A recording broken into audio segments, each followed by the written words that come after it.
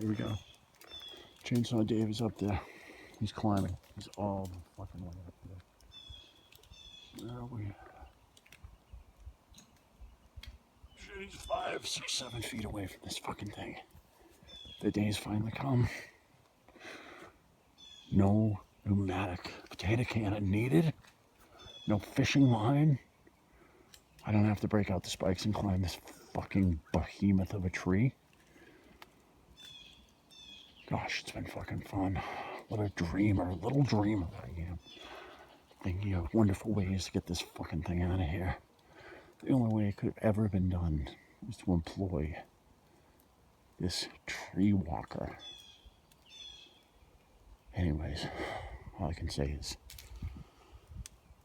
thank you, Alex, Lewis, and Juan, for not letting my drone just fly away, helping me pinpoint the exact location, and just being part of a great group.